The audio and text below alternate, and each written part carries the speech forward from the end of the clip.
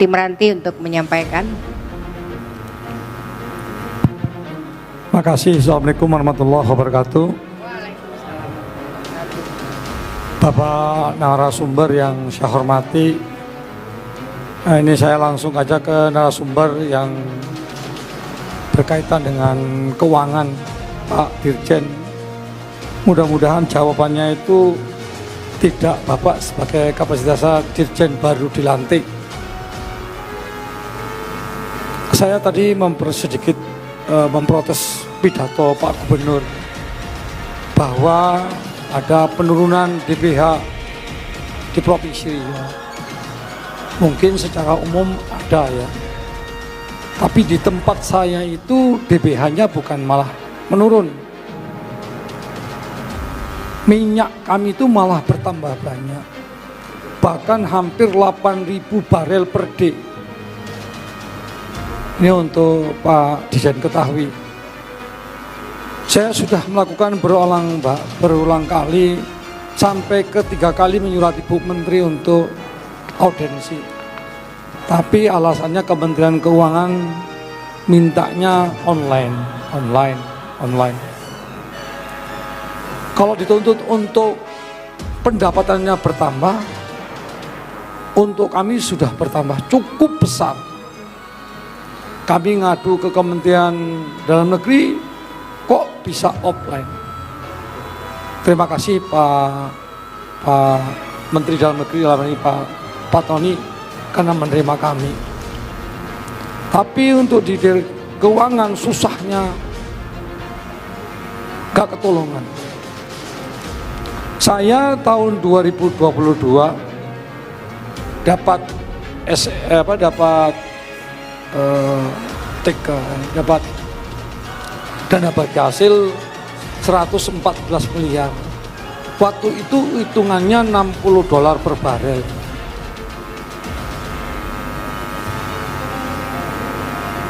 Perencanaan pembahasan APBD-nya.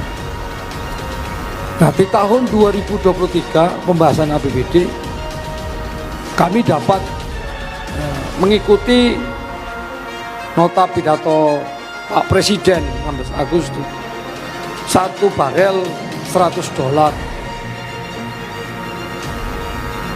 Dan kemarin waktu lewat Zoom dengan Kementerian Keuangan, tidak bisa menyampaikan dengan terang. Didesak-desak barulah menyampaikan dengan terang bahwa $100 per barel. Sampai ke Bandung saya kejar orang ke Kementerian Keuangan, juga tidak dihadiri oleh yang kompeten. Itu yang hadir itu waktu itu entah staf, tak tahulah. Sampai pada waktu itu saya ngomong, ini orang keuangan isinya nih iblis atau setan. Nah, hari ini Pak, saya kejar lagi Bapak kemari. Saya mau tahu kejelasannya. Pertama, apakah penyusunan APBD 2023 itu pakai asumsi yang mana? $60 atau $80 yang Bapak sampaikan, atau $100 yang pidato Pak Jokowi yang benar? Ini ada 3 saya cermati tadi. Minyak Meranti naik besar sekali. Minyaknya sudah tahun ini 13 sumur dibor. Ini untuk 2023 tambahannya 19 sumur. Berarti Meranti itu bukan targetnya 2003 ini 1 hari 9.000 barel per day. Ini untuk Pak Dirjen ketahui. Jadi kalau seandainya kami naik, kami penghasilannya besar, dianggap penurunan, saya mengharapkan nanti Bapak keluarkan surat untuk penghentian pengeboran minyak di Meranti. Itu Pak. Dari Meranti Pak. Ya, sorry, di Meranti. Nah, dari Meranti itu Pak, daerah termiskin se-Indonesia, penghasil minyak termiskin. Ekstrim lagi. Ya pertanyaan saya, bagaimana kami mau tidak miskin? Uang kami tidak dikasihkan. Bapak bilang dibagi rata. Dibagi rata kemana? Se-Indonesia atau apa? Kami Pak, minyak kami 103 sumur kering. 103 sumur sudah kering Pak. Kalau 100 sumur lagi kering, miskin total. Kami tidak perlu bantuan dari provinsi, dari pusat. Serahkan aja duit minyak kami, ada selesai tuh. Kalau itu tidak diserahkan, ini kan bagian Pak, ikut aturan pembagian. Ini aturannya sudah ada semua Pak, ini aturannya, Bapak lah megang aturannya, sudah tahu. Pertanyaan kami itu mengapa kok tidak dibagikan kepada kami?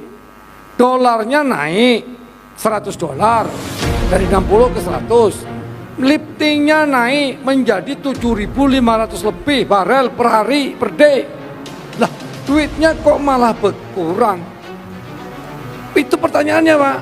Itu Pak, tadi kan ada formulanya.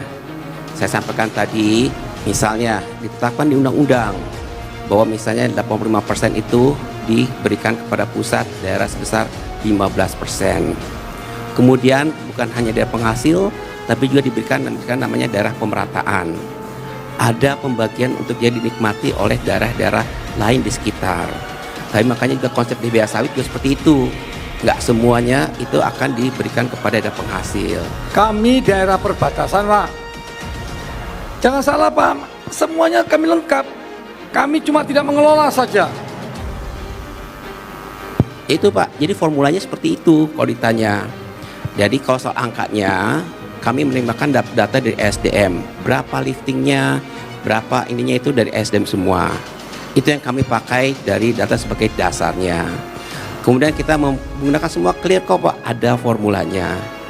Itu maksudnya Pak. Pak, kami dulu cuma 3.000 sampai 4.000 liter barel per day-nya Pak.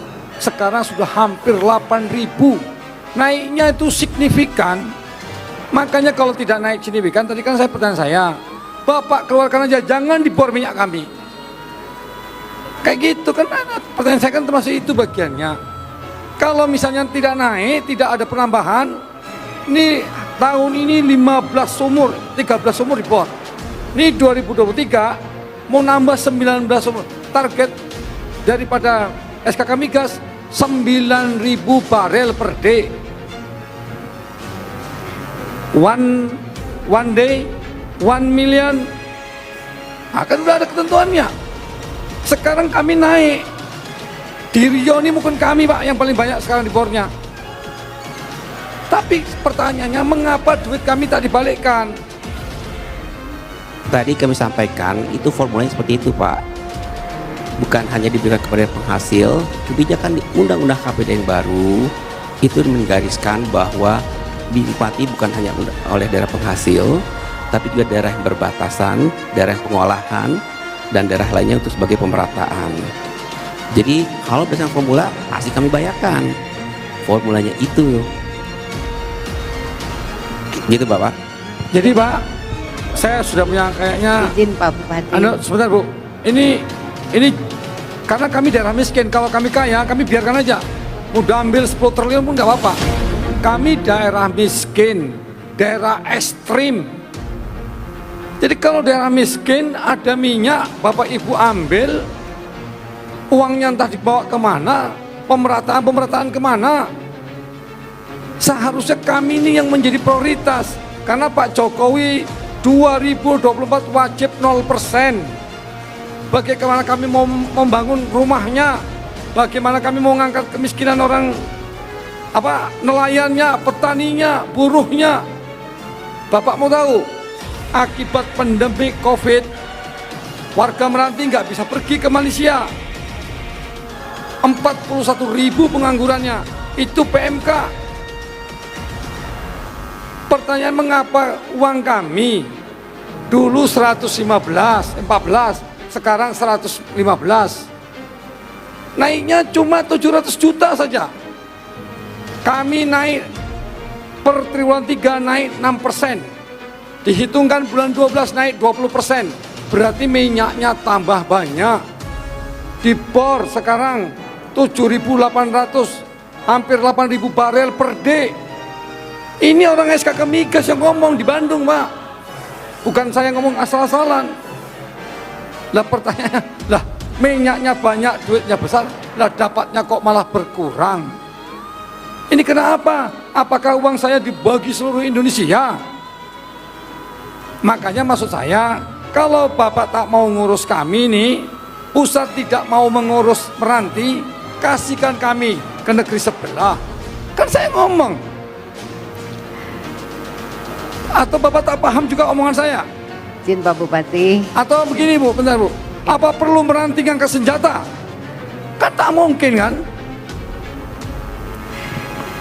Ini menyangkut masyarakat Meranti yang miskin ekstrim, Pak.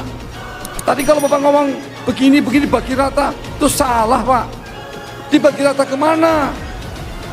Izin Pak Bupati, mungkin izin Pak Dirjen, dari pertanyaan Pak Bupati, mungkin ada hal yang harus dikomunikasikan kembali, Pak. Mungkin kami mengusulkan kalau misalnya Pak Dirjen berkenan dapat memberikan perhitungan ini kepada pemerintah Meranti mungkin lebih baik, karena memang 85% itu adalah pembagian untuk pusat dan 15% pada penghasil, dan 85% tersebutlah yang mungkin ingin dipertanyakan oleh Pak Bupati. Sebenarnya tidak, kemana? Bu, tidak. Yang tetap yang seperti biasa. Saya tidak menuntut yang macam-macam, Pak. Yang seperti biasa. Kemarin 114 miliar. Itu kemarin 2022. Sekarang minyaknya naik, liftingnya naik, dolarnya naik. Lah dapatnya kok malah 700 juta rupiah tambahannya. Kena apa? Dulu hitungannya 60 dolar, sekarang 100 dolar. Bagaimana caranya? Sebaiknya gitu, Pak. Ya, mungkin Pak Bupati, izin ya Pak Dirjen, kalau misalnya dapat diagendakan pertemuan untuk konsolidasi ini lebih baik gitu. Ya kan, jadi biar Pak Bupati Meranti mendapatkan penjelasan untuk yang sejelas-jelasnya, karena kenaikan ini dibandingkan dengan harga per barel dan lifting yang juga naik, mungkin perlu penjelasan lebih lanjut Pak Dirjen. Ini deh konkretnya Bapak, nanti tolong timnya Bapak bisa ketemu tim kami. Nanti kami akan share, kita akan lihat perhitungannya seperti apa. Tadi saya sampaikan secara kebijakan, ada kebijakan baru di tahun 2023 ini, di mana bagi hasil itu juga diberikan kepada daerah yang berbatasan, bukan hanya dari penghasil. Nanti silakan ya Pak ya, nanti timnya Bapak ketemu dengan tim saya. Sebentar Pak, nih saya mungkin sekali lepas ini saya tinggal Bapak nih. Bapak kami nih Pak, sekali lagi ngomong, 25,68% miskin Pak. BPS 2021 di Riau paling miskin itu nomor 11 Rohil 11%. Saya 25,68% miskin. Saya penghasil minyak, liftingnya naik per satu harinya hampir 8.000 barel per day. Rupiah dolarnya naik, hitungannya 160 ke 100 itu ada 40 dolar. Masa kami terima cuma 700 juta? Makanya saya tadi dari awal-awal ngomong, takut nih Bapak walaupun baru 3 minggu, ya takut gak paham juga itu. Saya terus terang Pak, saya sudah lapor kepada pembina saya Pak Tito. Kalau tidak bisa juga nanti kita ketemu di mahkamah Pak. Itu Pak. Ya kita tunggulah. Ada tidak nanti gugatan saya ke mahkamah. Kita lihat. Saya lagi nunggu Pak Tito. Karena Pak Tito adalah pembina saya selaku Menteri Dalam Negeri, pembina untuk kepala daerah. Terima kasih. Izin Pak, saya enak mandeng Bapak di sini. Aku tinggalkan ruangan.